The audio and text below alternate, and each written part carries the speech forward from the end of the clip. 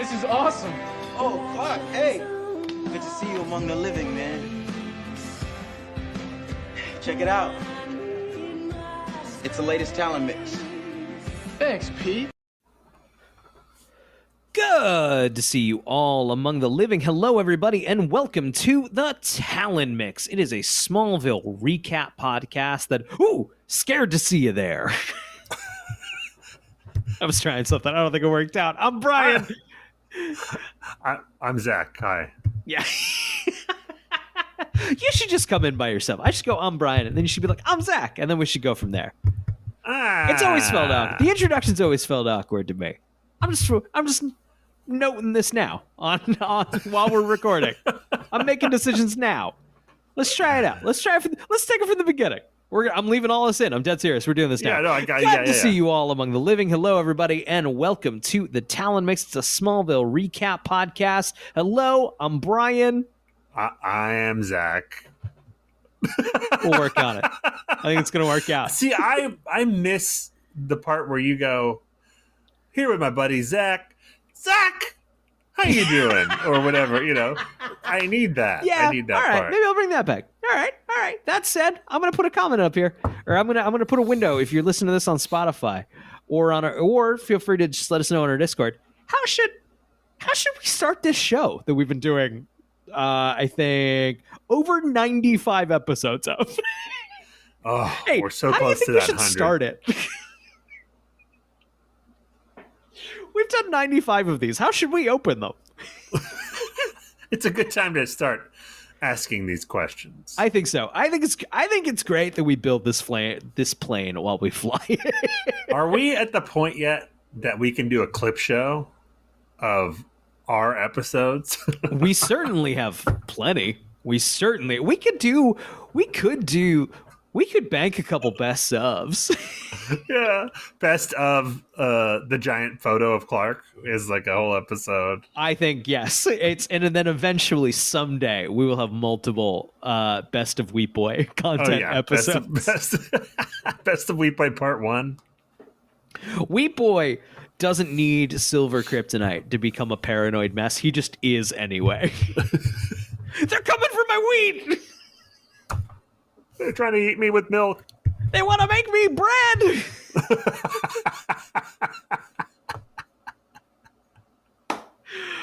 And then you have we're dumb. People with gluten intolerances really don't like Wheat Boy. All this to say, we watched Splinter. It's the 7th episode in the 5th season of Smallville. It's the 95th episode overall. It aired November 10th, 2005. I know all this, of course, because I'm reading directly from the Smallville wiki, smallville.fandom.com. This episode was written by Stephen S. DeKnight, directed by James Marshall. I guess, is there anything else we need to go over? Should we just get right into the recap? Is this best episode of the year so far? I think we had a similar thing. You texted me like, am I crazy for thinking this episode is pretty solid? I had the same thought on my couch of like, I think this one's pretty good. It's silly. It's very silly. Of course. But they're like, trying something different. It's not your normal freak of the week. Right. Clark Welling gets to play a whole new type of thing he's never been able to play before. They do some stylistic stuff which they don't normally do. Right. The music is creepy, appropriately. Yeah, agreed. I would agree with you. I think this is the best episode so far. Yeah.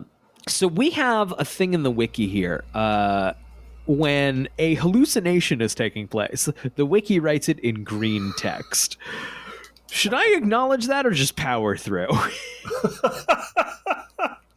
Because I think the episode the episode plays with it a little bit, and I think recapping it in green kind of ruins that. Yes, eventually you do pick up on the stylistic choice that they're making. That anytime it's a hallucination, they change the color a little bit. Yeah. Well, it's also Clark's POV, so like they show him watching, and then they'll show the conversation like from behind, a shelf or something.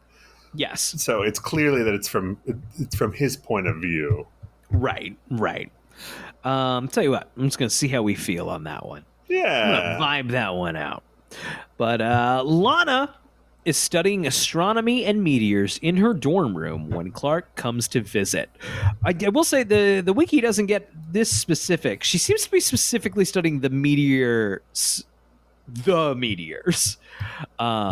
that fell over Smallville. And like she kind of doesn't want Clark to see that's what she's looking at when is that read correct? Yeah. Because she's looking into that spaceship. Right. Correct. He brings a package from Lex that was outside her door. Clark opens the package and scratches his finger on the silver rock inside. Wait. Yes, Zach. We're missing something, Wiki. He enters and he's like, I got your text saying you wanted Chinese food, so I brought it to you. And she's like, I didn't send a text. Oh, nice, chow mein. They brush past that right away. Right. Yeah, I didn't even flag that. What do you mean you didn't send me a text? It's like, what the fuck are you doing here, Clark? Right. Instead, Lana is so enticed by chow mein. I believe even at one point she goes, chow mein! Yeah. To indicate I would like to go eat now. I would be like, hold on. You're telling me someone sent me a text from your phone telling me to bring you Chinese food, and it's not you? To be fair, Lana's going to get a rock from someone who isn't who they say they are as well. Right, but they don't ask enough questions about that either. No. So Clark opens the package and scratches his finger on the silver rock inside. The note indicates that it's a new kind of meteor rock, and Clark leaves abruptly. I believe Chloe enters at some point and is like, did my deodorant go south? Yeah, very Chloe. Driving home, a large black truck pulls up behind Clark and honks. He signals the other driver to pass, but the truck rams him and begins to chase him. Clark's truck is run off the road and rolls into a ditch. Unharmed, that's a car wreck. Oh, big car wreck. I know we've touched on this before, but I have to ask. Mm-hmm. Is the implication in this show that they keep repairing the same red truck? This one's totaled. It's been totaled before. They keep buying the same red truck? Like you'd think they'd be like, at this point, this Johnny is K bad has luck. to be showing up to the local dealership and just like, no, another one. Just give me another one. Just throw me the keys, I'll write you the check. Will not cover him. They cannot afford auto insurance. No.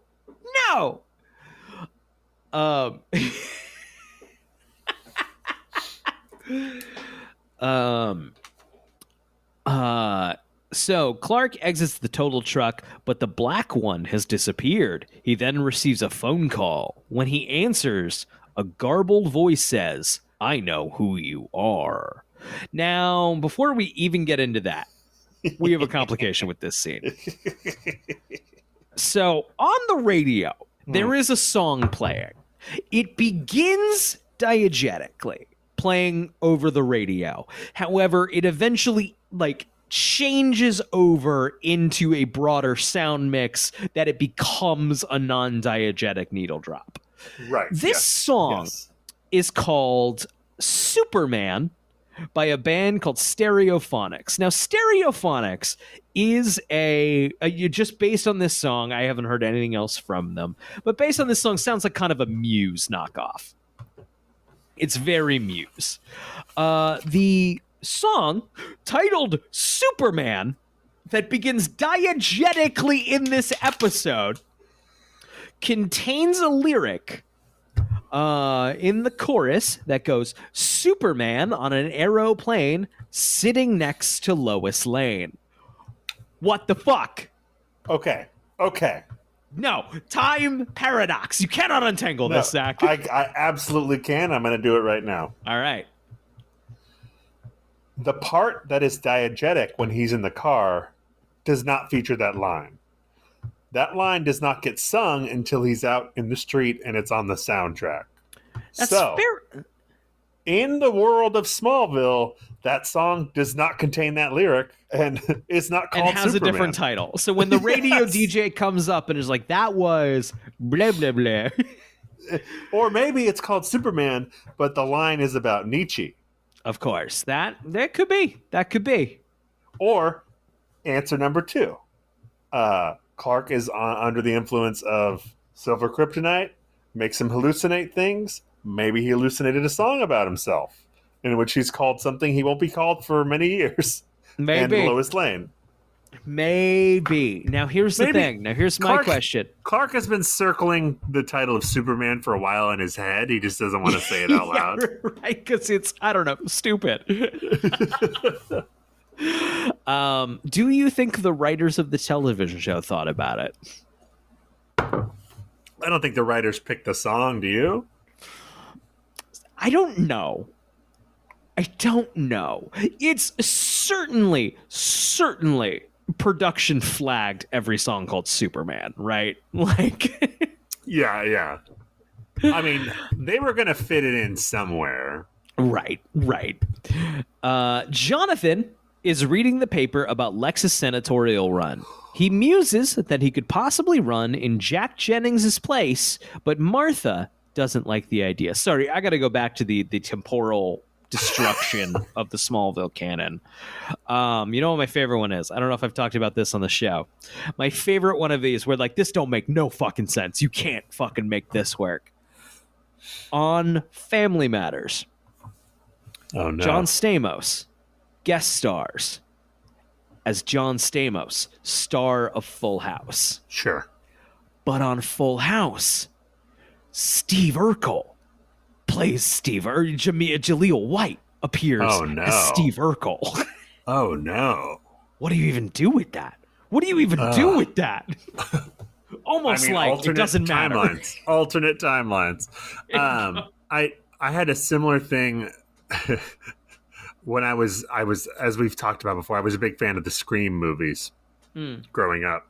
In the movie Halloween H2O, Michelle Williams and her friend, I can't remember who the actress is, are watching a movie in their dorm room.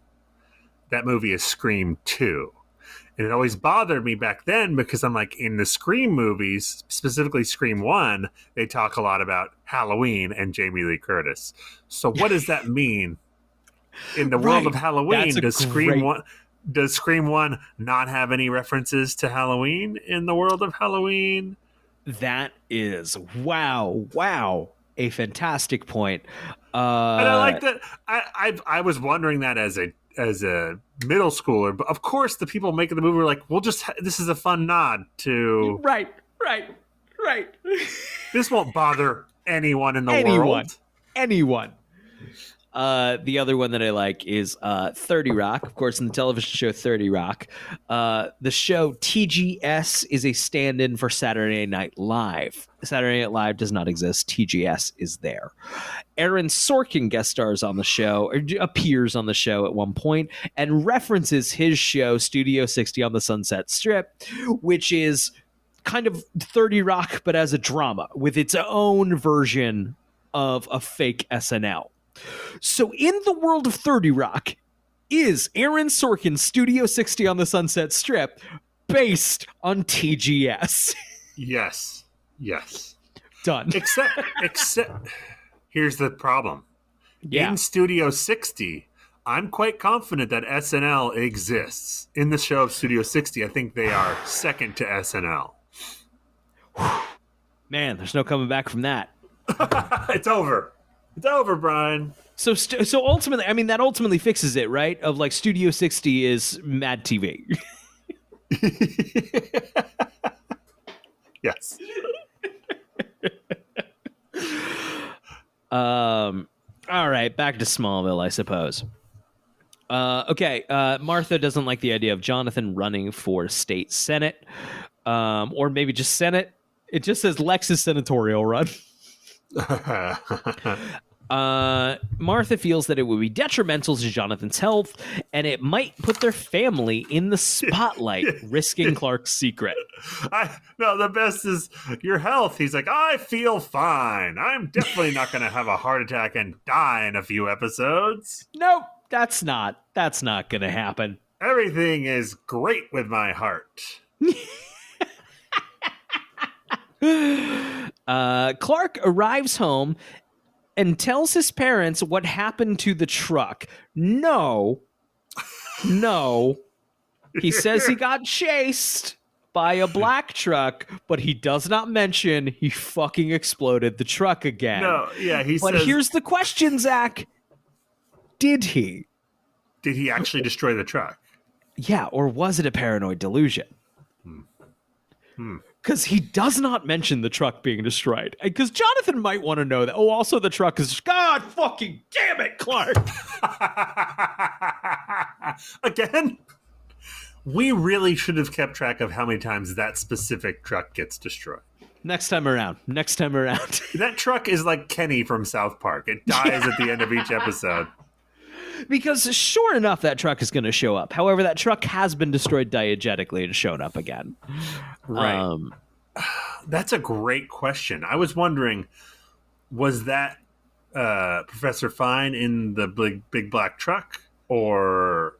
Oh, good question. Because he does have a meeting with Professor Fine later at the school where he talks about the truck attacking him as well. Later, Professor Fine says, oh, I never saw you at the school. You must have hallucinated that. But did he? A paranoid thriller episode of Smallville. So I think that's up for debate. That's a good question. Good questions all around. Lots of questions for Talkville.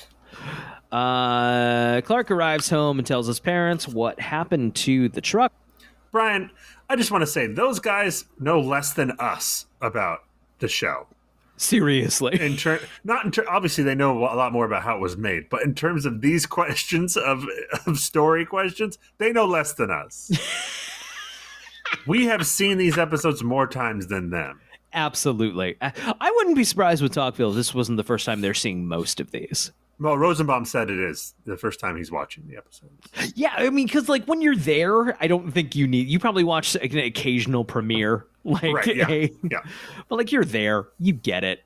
I haven't seen it. I haven't seen every episode of every of television shows I've worked on. Yeah, right. You don't get around to it. You're there. I was there. It's work. The last thing you want to do when you get home from work is to watch work. Exactly. And it's funny is TV shows I've worked on that I've loved and like loved the experience on and like am a fan of. When I left the show, I didn't keep watching it. And like that always feels crazy when you hear somebody say like, "Oh, I haven't seen X after I left." I haven't seen episodes of shows after I leave. Like I don't know. It's work. That's what it is. Okay. Jonathan advises that Clark stick to his normal routine in case someone is watching him. The next day, the subject of Professor Fine's history lecture is powerful men who were betrayed by close friends. What the fuck is this class? Now, look, obviously he teaches about things to prod at Clark because he's trying to manipulate him and stuff. Good point. But I just, from the point of view of every other member of that class, they must be like, what the fuck is going on? What are we learning? Fuck is this? My dad works 2 jobs to pay for this.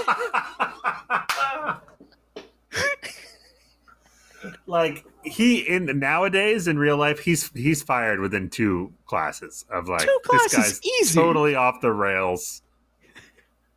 This guy belongs on Community, Yeah. Like, yes, he's teaching you a could community change class. nothing, and this is a lecture from the TV show Community. Also, it seems like when we cut to the lecture, it seems to be the beginning of the lecture, but class ends 20 seconds in. So that's just school on TV. Right. Anyway, here's the relevant thematic thing about Clark Kent and Lex Luthor. Look at the time. Darn. All I got to do was introduce historical figures, and then it was the end of class. Well, the rest of the lecture was just him trying to figure out how the projector works. God fucking shit. God fucking damn. How does this USB go in here? God, now the fucking bulb is out. God fucking damn. I'm sorry, guys. I'll get this to a bunch of hungover fucking freshmen. Oh, yeah. So, the next day, the subject of Professor Fine's history lecture is powerful men who are betrayed by close friends. As Clark is gathering his things to leave, a piece of green kryptonite falls out of his backpack, and Clark reads a message on the wall of the slide projector, "I know how to kill you." Clark tells Professor Fine about the truck. Fine says the same truck has been following him, and that he thinks Lex is responsible. Fine says he jotted down the license plate and gives it to Clark to track. I love that Fine here hands him the piece of paper and is like, "Do you know anyone who could track this down? Freshman in high school?"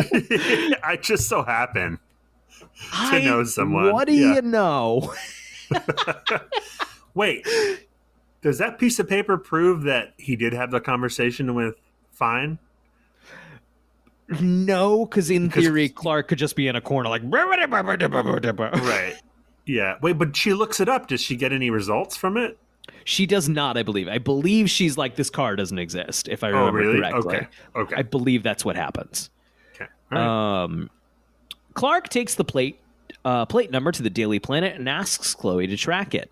While she is working on it, Clark notices that she has an incoming email from Lionel Luthor.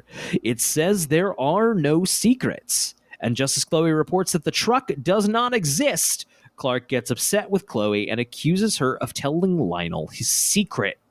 She is shocked at his accusations and insists she'd never do that. But Clark doesn't listen and storms out. I always think Allison Mack is always very good at the, like, I would never do that stuff. Yeah. I always buy it. I wonder what she's up to. Yeah. Oh, goodness. What were you going to say? I lost it. It's gone. Oh, good. I'm glad we lost it for my fucking A+ joke, right? No. I promise it was nothing. Yeah, I promise it was nothing. Lana goes to the Luthor mansion and thanks Lex for the silver meteor rock, but Lex claims he doesn't know anything about it. This is our first Lex-Lana bit in a while. We've kind of let that grow cold about how Lex is in love with the child, who is an adult woman now. Yeah, it doesn't make it less adult. creepy, but she's an adult woman now. At least not in high school. But like, I definitely forgot about this one, and they definitely want us to remember. Oh, it's a big thing going forward. Yeah. So Lana doesn't believe him and says she is determined to find out answers about the spaceship she saw. He claims he is protecting her, and she says she doesn't need to be protected. He takes her to Warehouse 15 and shows her the spaceship.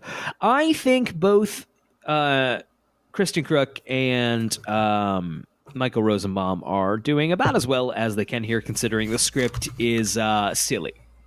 I mean, everyone's doing good in this episode. Yes. Yes. The acting all around is solid. Yeah. Lex claims he wants to help her get to the bottom of the ship's mystery, but Lana knows that he is only showing her because she is the only one who has seen it open. Despite her skepticism, she decides to help him. This is a fun play here of, like, Lex is using Lana, but Lana also wants to know. So, like, right. It's okay being used here. It's a good dynamic. And also, now Lex and Lana have a secret they're keeping from Clark. That's good and fun. That's good and fun. At the Kent farm, Lionel visits Jonathan and offers his assistance in Jonathan's Senate race. Coincidence. Lionel shows up in an episode is good. Weird. Yeah, right. Ooh, also, man, that mane is back. Oh yeah, baby. I liked the short hair, but I also am happy to see that beautiful mane. You know, I mean, he's looking good. Whatever he's got going on, he's rocking it. You know? just always looks good. Yeah. Just whatever he shows up with, he looks ready to fucking party. Yeah. Jonathan doesn't understand why Lionel would want his son to lose and is skeptical of his motives.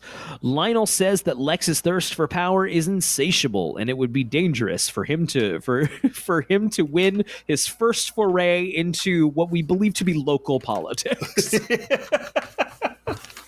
We can't have Lex in charge of traffic lights and potholes. I think he'd be more in charge if he was just the mayor of Smallville. Lionel comes to offer Jonathan Kent money to help with the campaign, right? Right. Does Lionel have money? Good. Of course he's got overseas money. He went to jail. Mm-hmm. Lex took over everything. There's no way Lionel doesn't have an account somewhere under Schmeinel Schmuther. Ready to go for these types of situations. Also, it's tough to say because we don't know the condition of his release. Like he was convicted.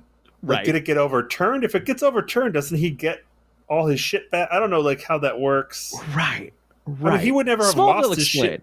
He wouldn't have lost his shit in the first place, would he? You don't lose all your assets just because you go to jail. Zach, right. That makes it. Zach, I have no idea how the criminal justice system works. I just know he was. You don't just lose everything. He was like staying in like shelters and eating at soup kitchens when he got out of prison in season 4. So like you lose. To be clear, you lose like crime money, right? Like if you embezzle a bunch of money, you don't get to keep that. But Lionel's was in for like murder. Yeah, right. yeah. You can kill somebody and keep your shit. Yeah. OJ did. Right? Where was I? Lex's first foray into politics, and Jonathan's wholesome image could give him a shot at winning. When Jonathan is still reluctant, Lionel produces an envelope full of cash. He says he knows Clark's secret, and unless Jonathan accepts, he will experiment on Clark. This is, of course, in green. It is a hallucination. By this point, the show is stylistically communicating paranoid delusions to us. And like we occasionally get shots of Clark looking pale and like crazy eyed. Yeah, like red around his eyes. Welling is doing great here. Great. Just great to say, stuff. he's having fun playing a paranoid junkie. Not at all our first time defending Mr. Tom Welling. People come on this show and make fun of our boy. He's doing good work here. MVP nominee from here on out. I'm telling you right now. Absolutely agreed. Winner of season 4 MVP. Winner of season 4. Season 4 MVP. Show some fucking respect. That's voted by 2 dudes. Clark is watching the exchange and is shocked when he sees, in green now, his father collect Lionel's money. I actually really liked John Schneider in this scene. I thought he did a good job in Clark's paranoid delusion to like snatch the money. like reluctantly. Yeah. I thought it was really good. When Jonathan enters the house, Clark snatches the envelope out of Jonathan's pocket. His confused parents look on as Clark rants angrily. I believe he like snatches the envelope and he's like, "What about this money?" And he takes it out and he's like triumphantly waving it, and it's like bills. It's just mail. It's very good. Tom Welling's very good. Schneider and what's Mama Ken's name? Annette O'Toole. They're doing great. It's good. Yep. It's really good. Because I believe in the fiction, Clark believes he is looking at money, even though it's just mail. Right. Yeah. That's fun. He sells it. It's good. It's really good. So he waves the quote-unquote money around, which in reality is Lex's balance sheets for his campaign. Clark loses control. He hits Martha across the room and shoves Jonathan to the wall. He lifts Jonathan up in against the wall, like in the air. Yes. Yeah. To Clark's horror, Jonathan reveals, wearing green now, that Clark was never his son, just a thing he found in the cornfield. Which, Brutal. ooh, John Schneider sells that one. I like it. Yeah, it's good. yeah. This is a good episode. It I like is. this one. Okay, hold on. I feel like Mama K got a concussion there. That is certainly hard to argue with. He throws her across the room, and then she's out of commission for the rest of the scene. Hard to argue with. I say mark it. I say mark it. I mean, I almost wanted to put one for Johnny K too, but it's inconclusive with him. Yeah. We don't need to fudge the numbers. We can just take the legitimate ones. That's right. Clark abruptly drops Jonathan because Chloe has come up behind him with a chunk of green kryptonite. He accuses them of working together and speeds away, although he is still under kryptonite exposure. So Clark's speeding away. He just busts through the door. Imagine the fucking day the Kents have had. Their car, their pickup truck, has been utterly decimated. Yeah. Martha Kay, there was some collateral damage as she was shoved across the room. I believe a kitchen table's knocked over. We have seen some damage to the house. And then Clark takes the door off as he speeds away. Well, I mean, not what to a mention fucking day. He launched his mom across the room. Right. It's Clark. Jesus Christ. So let's see here. The Kents are surprised to realize that Chloe knows Clark's secret.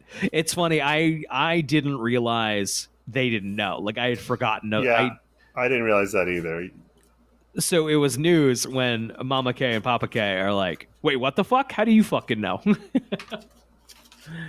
And you'd assume Chloe's response is basically, I've known for a while.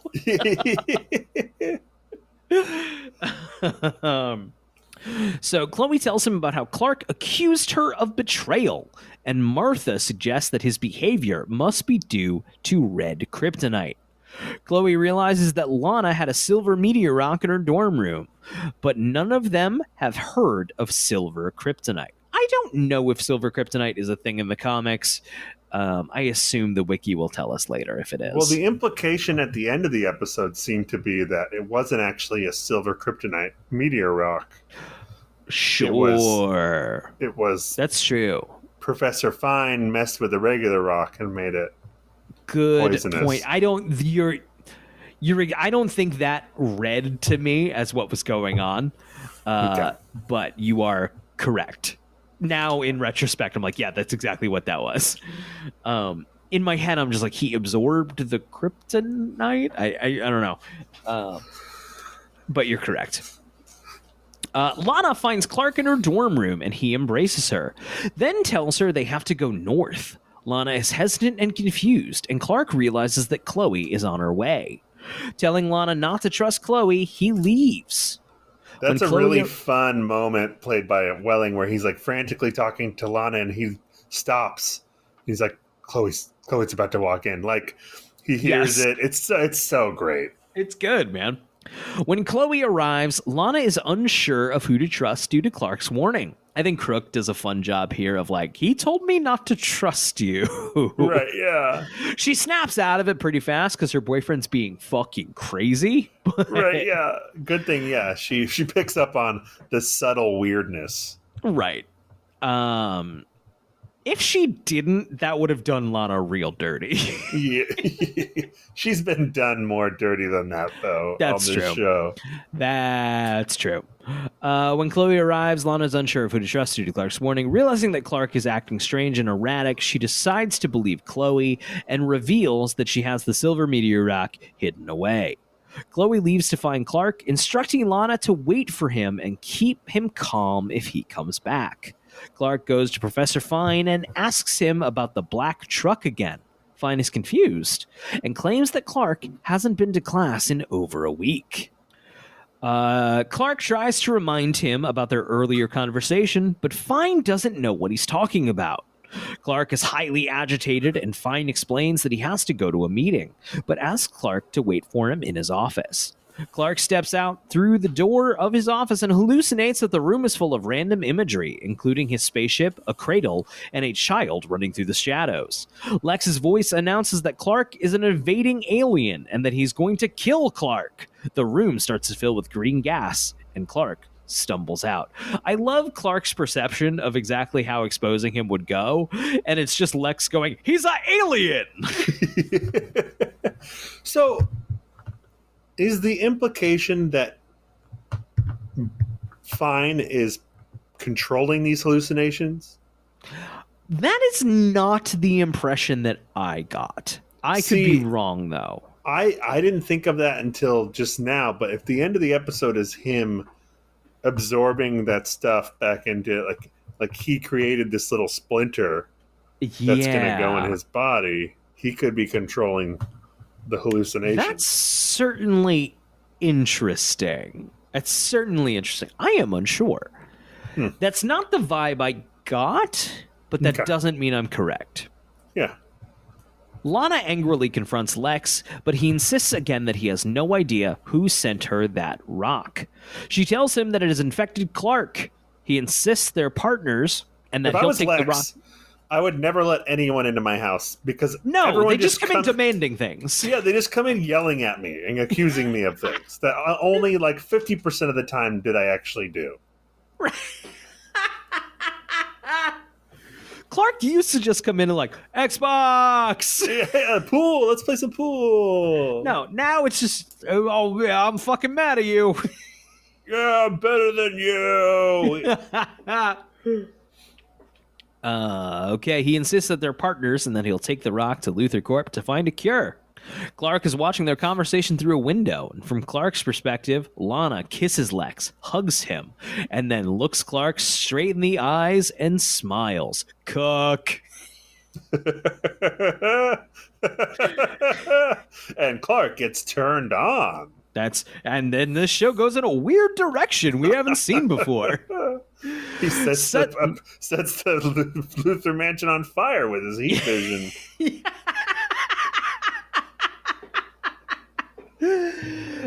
Suddenly, the lights in the mansion go out, and Lex goes to investigate.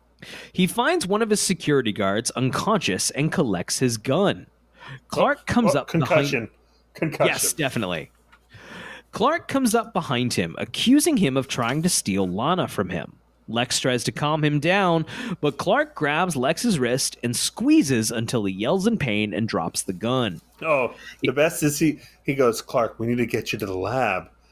And Clark's like, yeah, we should get to the lab. We should get to the lab right now so you can do experiments on me.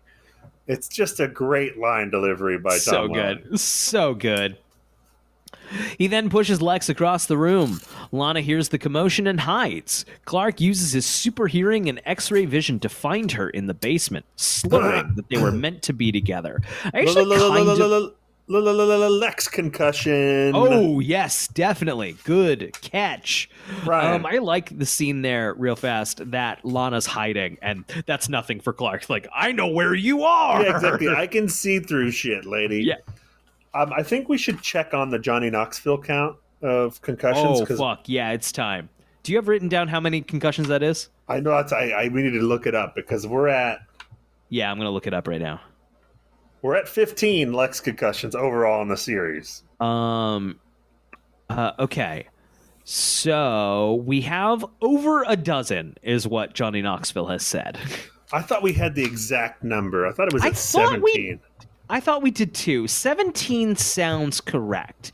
For the record, in case you haven't listened in the past, we are tracking Johnny Knoxville, as of Jackass Forever, has said in the press junket, he's had a certain number of concussions, and his doctor's been like, you can't do Jackass stuff anymore. If you get another concussion, you'll die. Oh, here we go. Johnny Knoxville says he has had about 16 concussions. I can't remember the exact number because he's had 16 concussions. So we are one shy of the Johnny Knoxville number, wherein his doctor said, if you get any more, you'll die. That basically effectively put him into stunt retirement. Yes. So something Johnny tells fucking me Knoxville. Lex is going to pass the Johnny Knoxville with number. flying colors. He's at 15. That's so many concussions. That's too many. Okay. Clark tells Lana that he stopped Lex, and Lana asks if he hurt him. Lana assures him that she did not kiss Lex, but he doesn't believe her and begins to choke her. Professor Fine appears behind him and interrupts Clark's assault on Lana. He super speeds after Fine, who somehow evades him, trying to calm Clark. I'm sorry. Okay. Did Lana get a concussion? Because begins to choke her. Oh, because okay, so maybe that's why she lost consciousness. Right. Lack of oxygen to the brain is not a concussion. Yeah, you're right. You're right. My bad. I don't think that's good for you either. No.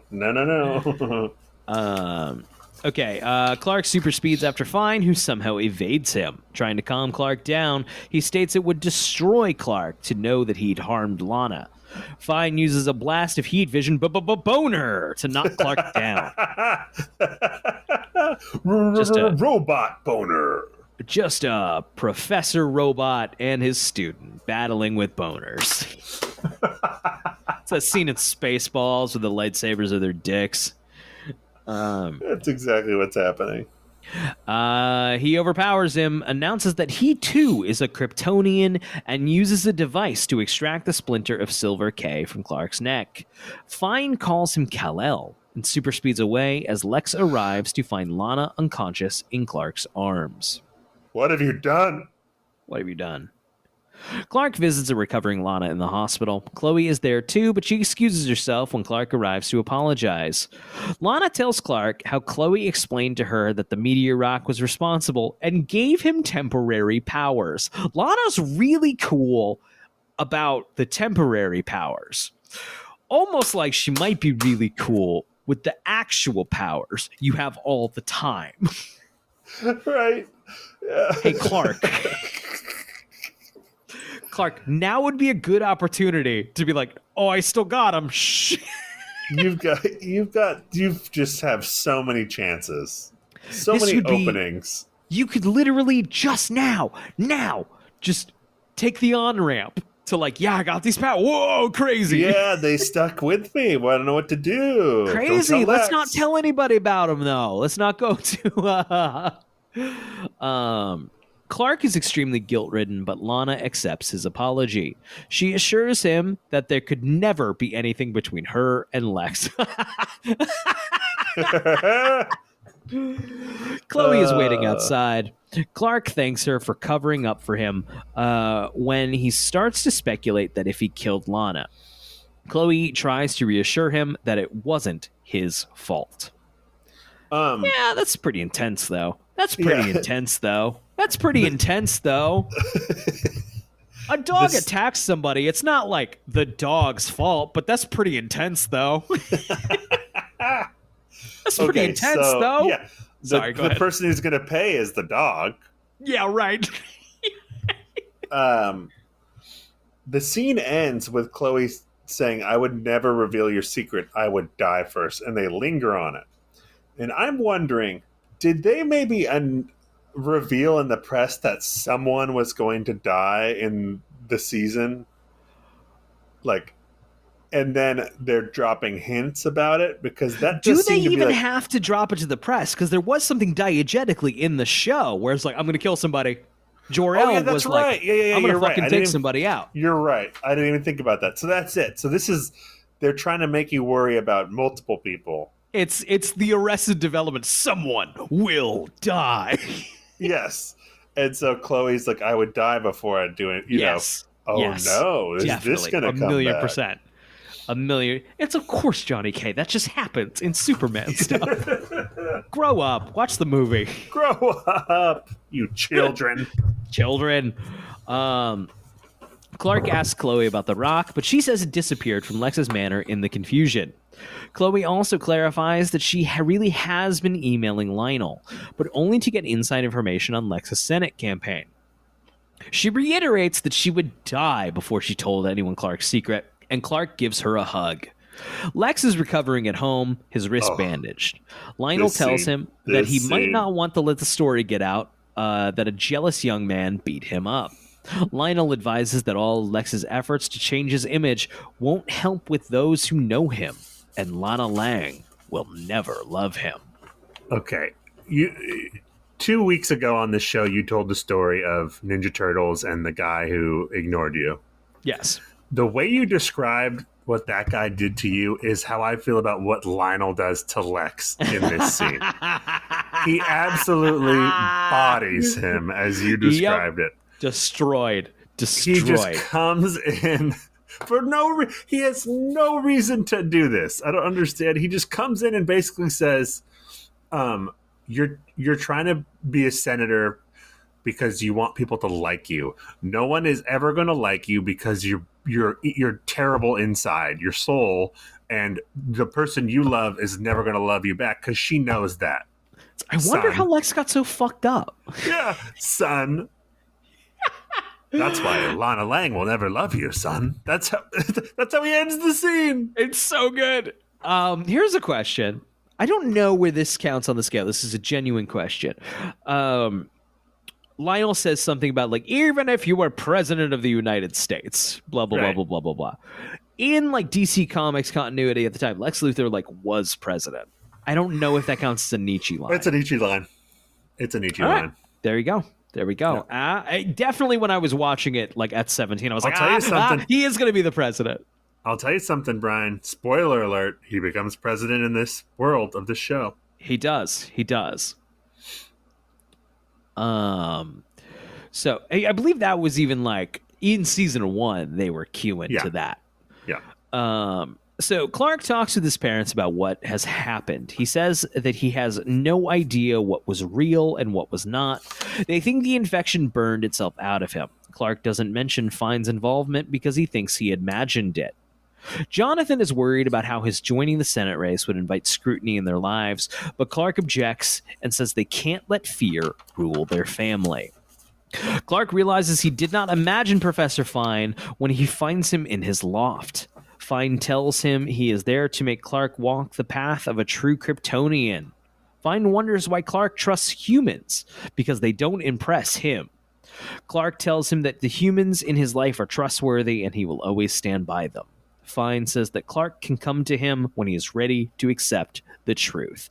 I think we've talked about it before. I think James Marsters here is doing exactly the job he should be doing on this television show. Yes. Yep. I think he's as good as someone on this show can kind of be. Yep.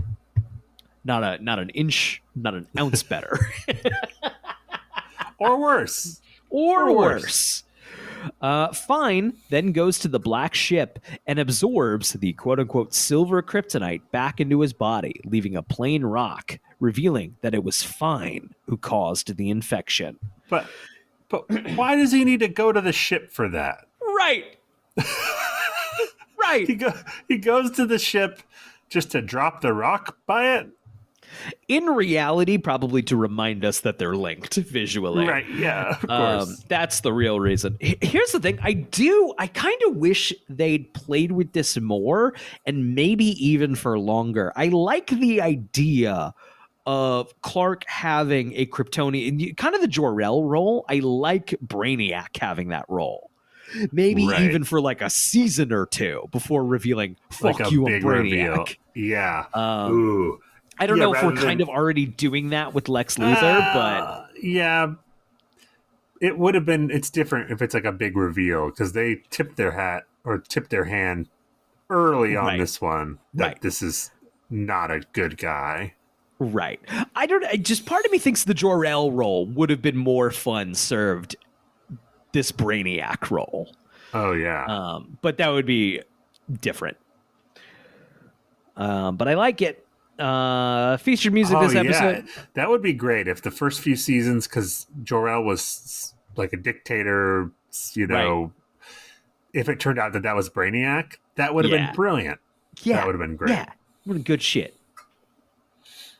Featured music this episode is Superman by Stereophonics. Forget It by Breaking Benjamin. Remember Breaking Benjamin? No.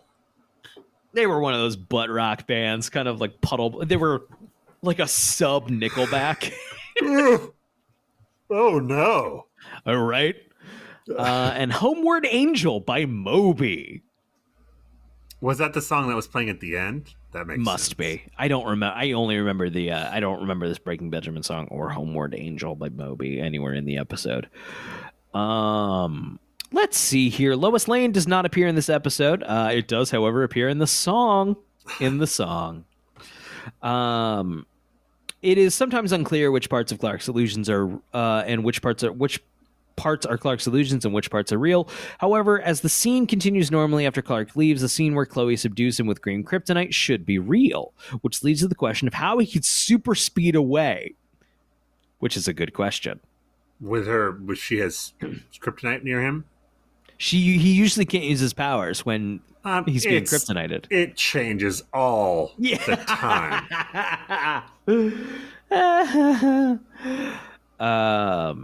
Let's see. This is the only appearance of Silver Kryptonite in the series, which is revealed to be created by Brainiac. Silver Kryptonite was introduced in the comics continuity in Jimmy Olsen number 70, published in 1963. Just as in this episode, Silver K in that story was also not real kryptonite and was a hoax. Interesting. That's very interesting. Because he orchestrated the entire situation, it is possible that Fine only feigned ignorance of his and Clark's conversation about the black truck as a way to further aggravate Clark's paranoia. This episode was advertised with choppy footage on a screen that never actually appears in the episode, with the title Splinter Smallville. Okay. Chloe's email address is displayed as Chloe_Sullivan@dailyplanetmail.com. If one says a message, they receive this reply. Hi, not sure how you got my email, but thanks for saying hi. Can you believe Lex Luthor is actually running for state senate? Check this out. Some students at CKU already put up a website supporting his campaign. There is a Smallville Warner Brothers site here that certainly is down. Scary, if you ask me. Check back with me in a couple of weeks. I may have something else interesting for you. Have a great one. Cheers, Chloe Sullivan, Obituaries and Classifieds, the Daily Planet Metropolis. That's fun. Surely though, stick with me though, was like clearly like, maybe we'll do more stuff here, and then they didn't. I wonder if we can find... Nah, that episode's long gone. I just got a Barbie thing in there. Okay. Sorry, just looking up here where we are. Brian is looking where we are in the wiki. In one of Clark's hallucinations, Lex says that Clark is the first vanguard of an invasion. The comic version of Lex also makes this claim in the 2003 limited series Superman Birthright. Blah, blah, blah, blah, fucking blah. Not interesting. Not interesting. It certainly looks like that's about everything for this episode this week. Thank you again for listening to the Talon Mix. We appreciate all of you. If you want to support the show, you'll find a link in the description to our Patreon. It's $5 a month. You'll get access to some of our bonus episodes. By this point, we should have a bonus episode up about Teenage Mutant Ninja Turtles, Barbie, Oppenheimer, basically a whole bunch of stuff we've been watching this summer. We haven't recorded it yet, but it should be up by this point. Who knows what we've talked about? Maybe it's the greatest hour or whatever that we've ever recorded. That's what I'm choosing to believe. Obviously, don't give us any of your actual money dollars if that's any fucking pain in the ass. But if you want to support the show for free, pull out your phone right now and maybe give us 5 stars on your podcasting app of choice. It really, really, really actually does make a difference and helps people find the show when they're searching for Smallville. Yeah, we appreciate it. Zach, do you have a question for the Smallville gods? Yeah, I just want to know, did Clark really get run off the road during that one scene? Good night, everybody. Yeah!